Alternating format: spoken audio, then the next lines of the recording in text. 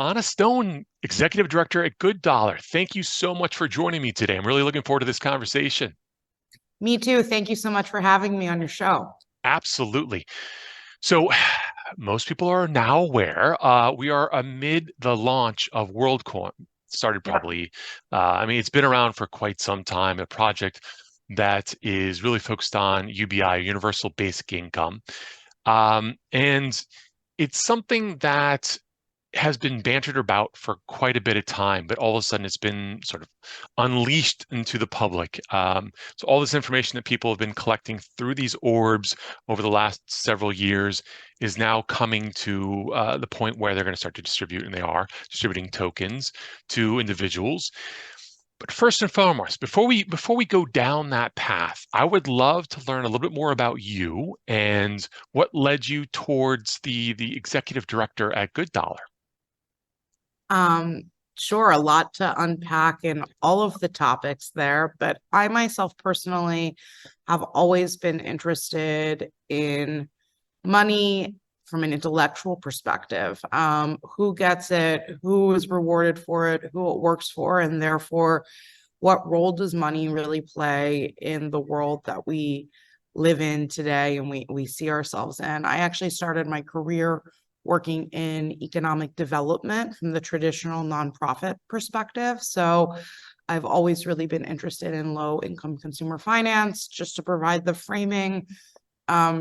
Still, even today in this world, there is 1.7 billion people in the world that remain underbanked. There are 5.5 billion people around the world who are financially underserved, right? So that means without access to basic financial services that many of us enjoy. That means having a bank account, payments, let alone access to invest.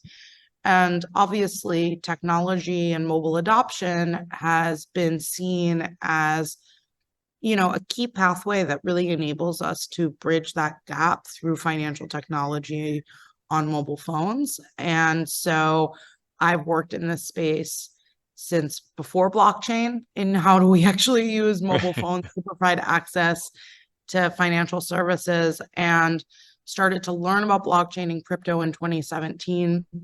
Worked on a few early projects on Ethereum, was captivated by the potential of actually building a public network, this idea of digital public financial infrastructure that anyone with a cell phone can access. And so Yoni Asia, who's the founder and really benefactor behind GoodDollar and eToro, they're a large capital markets platform, early into crypto, passionate about digital assets, passionate about financial education. So Yoni, for his impact project, really wanted to look at how do we build technology that makes digital assets accessible for everyone.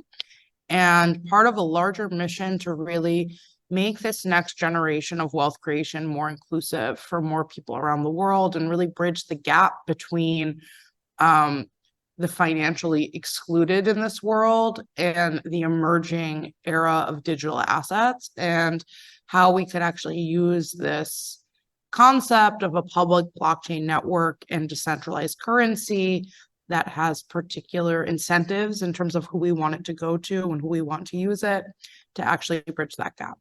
No, fantastic. Thank you for that. So I think, as you've sort of alluded to, it's probably important to break down some of the language here for people that are maybe a little bit less familiar with it. Can you describe what you all mean and what people think about when we're looking at UBI, or Universal Basic Income? Sure.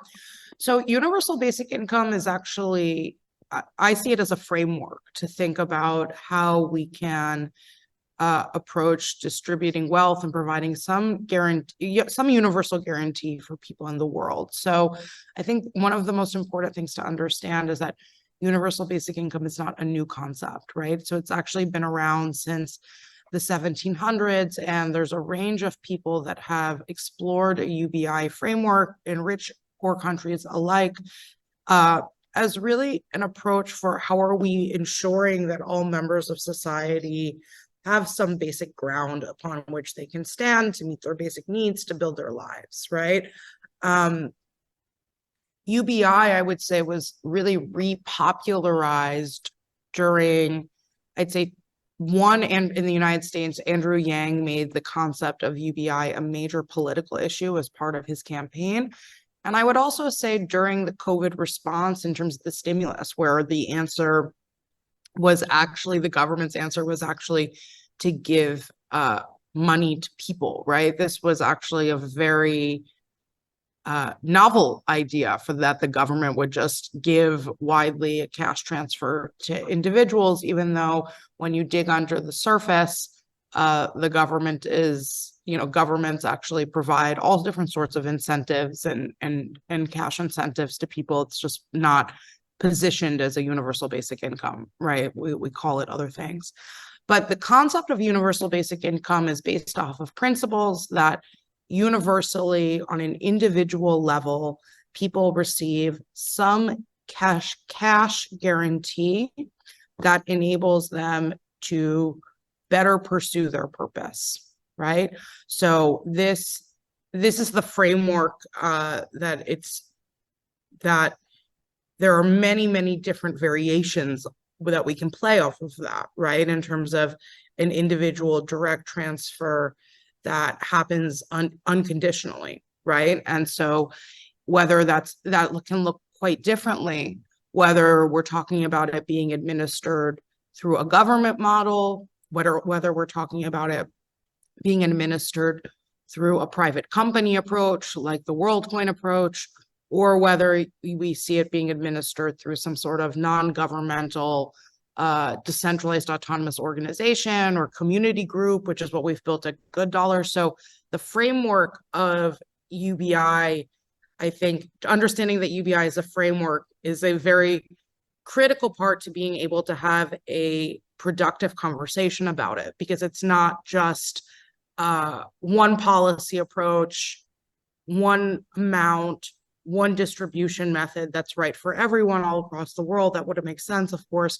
but actually a way that we think about it's a values-based conversation around how are we communicating the type of guarantee or wellness security to people around the world today. Really well said. And I think I hadn't thought about this in a while, but someone mentioned it to me recently. I think Alaska's had this for years, if not decades, based on oil. And I think they automatically give people a certain percentage of that, the revenues that come in from the tax dollars every year. And that, I mean, that could also I be think they call it the Alaska Guarantee. Yeah. And I know that certain countries in Europe have been looking at this for quite some time as well. So it certainly will evolve. One of the reasons, obviously, we're talking about this, and I'd love to hear more about GoodDollar in just a second, but is Worldcoin. So we're looking at OpenAI, the CEO, Sam Altman, and Elon Musk all had their hands on this from the early days. And I think their concepts, when I used to talk about this a while ago, was that their fear of AI and the ability for people to create clones of themselves digitally, Sybil effect of all these fake people. And if you're able to try to create an individual profile, an individual proof of identity or humanity tied directly to something that is almost indisputable, maybe your iris scan or whatever the case is in this instance, you're able to prove, all right, there's one person that's connected to this, maybe to a wallet, assets, whatever the case is, and then go from there. What are your thoughts on that approach and philosophy? So I think it helps to start by breaking down the problem domain, right? So one of the biggest questions that people have when it comes to universal basic income is, how are you going to ensure that it's fair, right? How are you actually going to ensure that there's one person, one income, we're not enabling scam, we're not enabling abuse of the system, etc. And so that creates this challenge of the Sybil resistance, right? So Sybil resistance means one person potentially creating multiple accounts. And when we think of AI and the advanced capabilities to really mimic and, let's say, trick existing technologies and systems into being so high fidelity that there are going to be all these different bots, humans created by AI that are actually going to make it really difficult to distinguish, is a person real, is based off of on the internet, right? We're talking about on the internet, right? Yes. Yeah. And so what Worldcoin has done is they've taken the approach that biometric identity is the superior way to identify who is or is not a real person. And their approach to this is actually the device that they've developed, where the key feature is that it's designed to actually scan the iris of a living human being and essentially hash that this person is a unique, live, living person who has not been scanned before, right? And this tag is actually what verifies you and gives you the green light to enable you to receive their Worldcoin UBI distribution, right? So I think, first of all, the challenge of identifying who is or isn't a real human is a real one. And certainly a big audacious problem that probably, requires a lot of research and development around that. But I want to clarify that there are other ways to approach identity beyond biometrics, right? So Worldcoin is taking one particular viewpoint where they're saying the best way to crack this nut is actually through biometric data, and here is our approach, right? And so that's how they're solving for the identity side. For the UBI side, what they're proposing is that they are going to, they most recently launched the World token, right? And the World token is meant to be essentially airdrop distributed to individuals that are indeed the unique live users that have been verified by Worldcoin. And so this is how these two different concepts of unique personhood and universal basic income come to play hand in hand, right? You need to be verified by Worldcoin in order to be eligible to receive the Worldcoin universal basic income. And so we can talk about the philosophy there, right? Because sure. I think you are making some, there are some things about Worldcoin that I'm super excited about, right? I actually think that the fact that it's gotten so much attention really normalizes the need for crypto universal basic income. It really raises awareness on the issue. I think they've made a lot of good design decisions in terms of trying to make the identity part of their solution as privacy preserving as possible, right? But it also, that model causes us, I think, to ask some real fundamental questions around, when we think of universal basic income, is this the model that actually is what success looks like, right? Is this a system that has the right incentives that actually brings us more towards progress? And I'll pause to let you ask questions, but for me, it's really highlighted the fact that in my vision of what not just in my vision, I think in many people's vision, there's a lot of concern around identity being owned by one particular company and the concept of the universal currency being owned in such high proportion by one single group of people. No, I think your line of thought is brilliant. And I think what I would try to break down a little bit more maybe is, what is Worldcoin doing? You've sort of identified what they're doing well, and then there's maybe some concerns there. How can you compare or contrast GoodDollar and the approach that you are taking in this? It may differ. Yeah, so quick introduction about GoodDollar. So GoodDollar is also a crypto universal basic income project.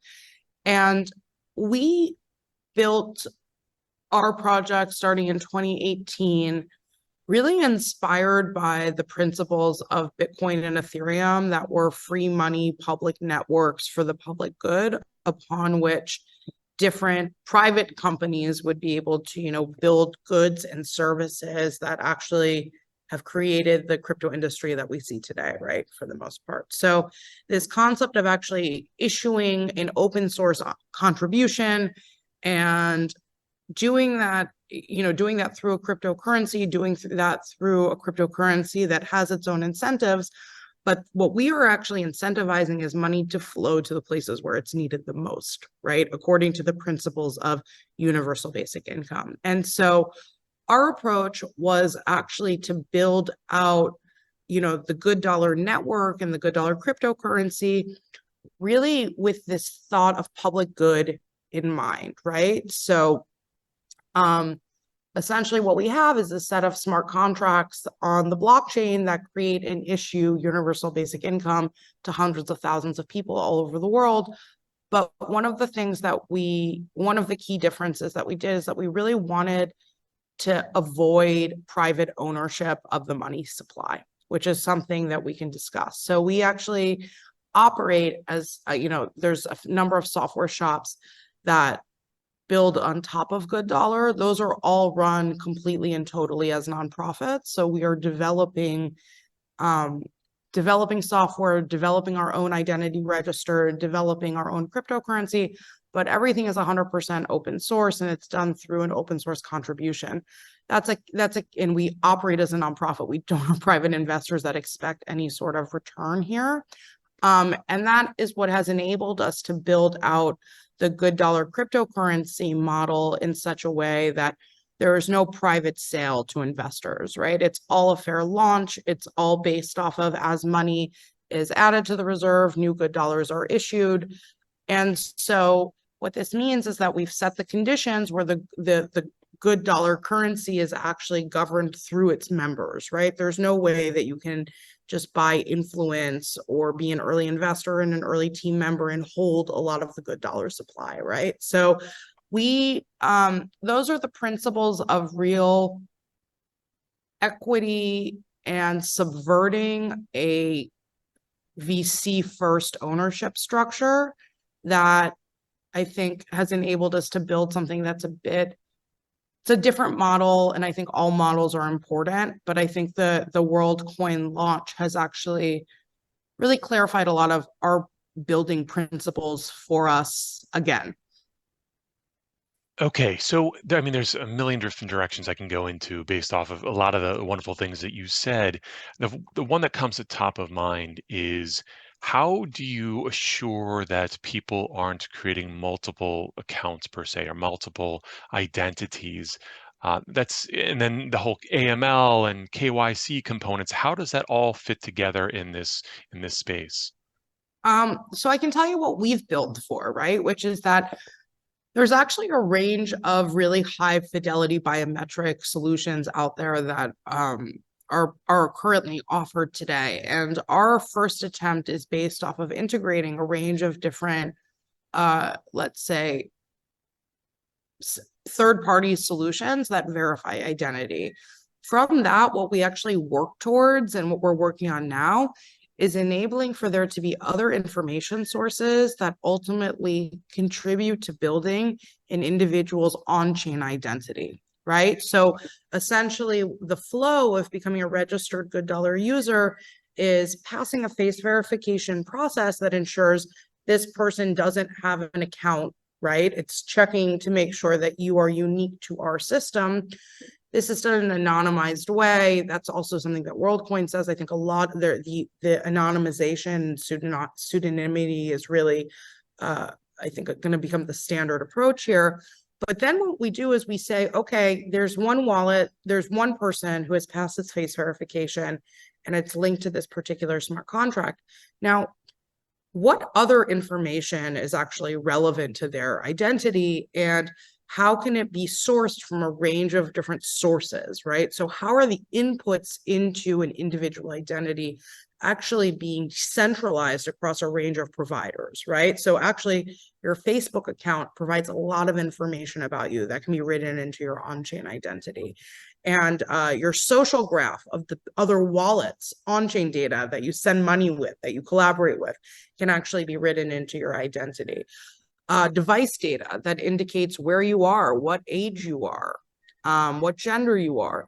These are all key inputs that actually compose a true identity, right? Not just that someone is live and unique, but actually is a woman in Nigeria under the age of 35 in a particular region, likely in university because of the social graph, right? Likely to become a micro entrepreneur because of some other on-chain credit history, right? And all of these inputs actually are what is going to make, I believe, identity really, really powerful. And we look at how can we use the GoodDollar universal basic income system to really get the right money to the right people at the right time to see the type of economic progress that we'd like to in the world.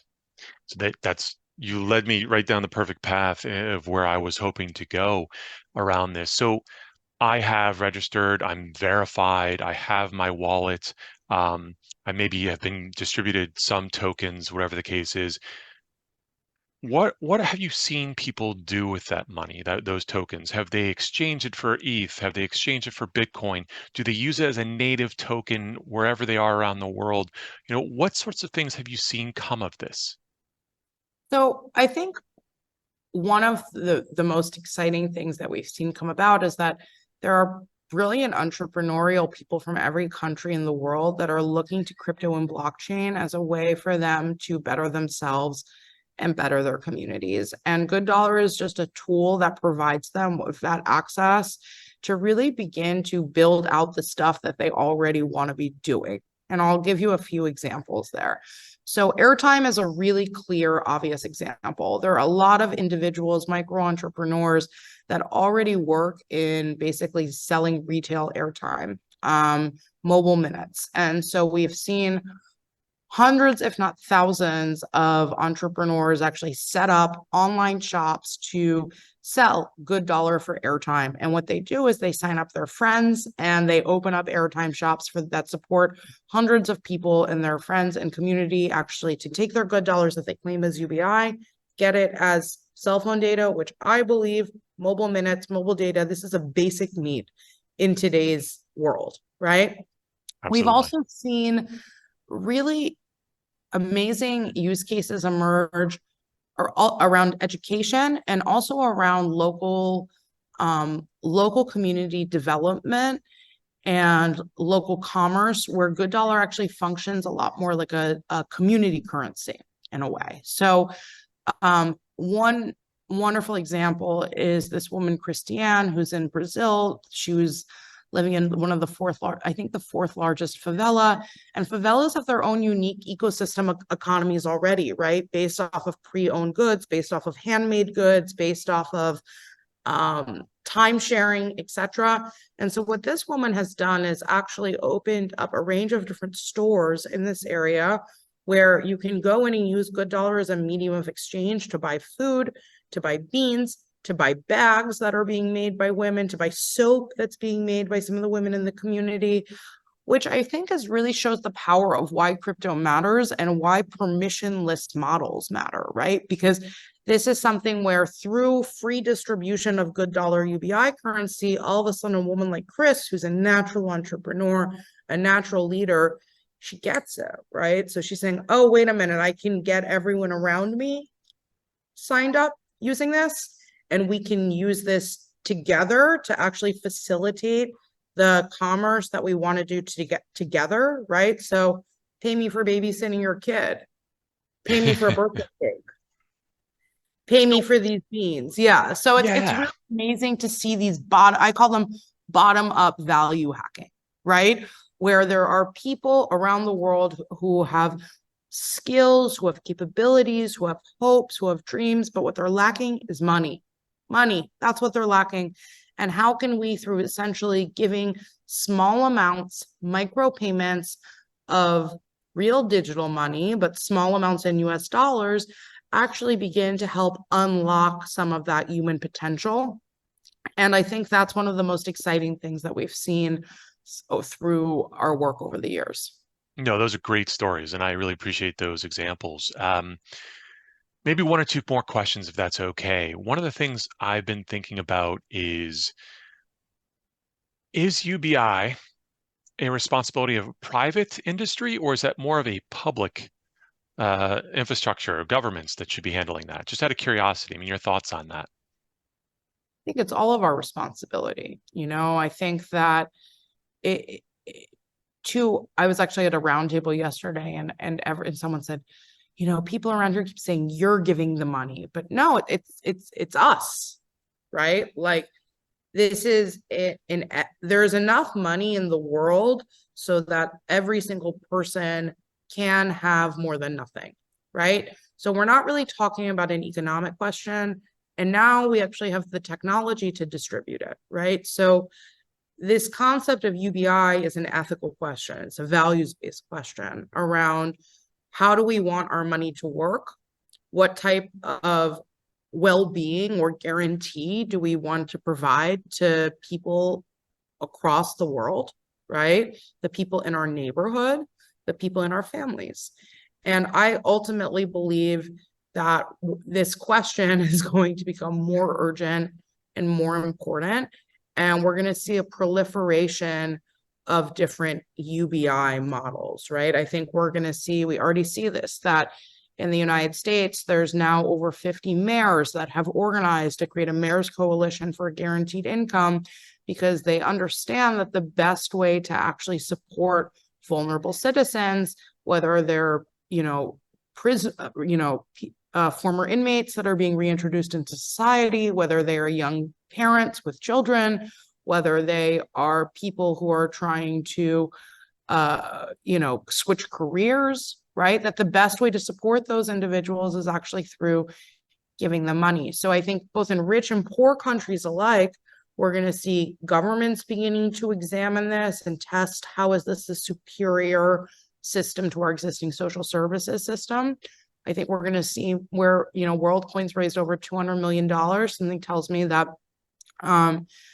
it's a growth industry. This idea of different privatized approaches to universal basic income and delivering those systems. And in the sector that we work, which is really through creating new non-governmental models that are based around digital communities and coming together through digital tools, digital currencies, digital people who meet and collaborate online, which is how I see the GoodDollar community, people from all over the world who share the community of GoodDollar and believing in the values and using the currency as an expression of those values.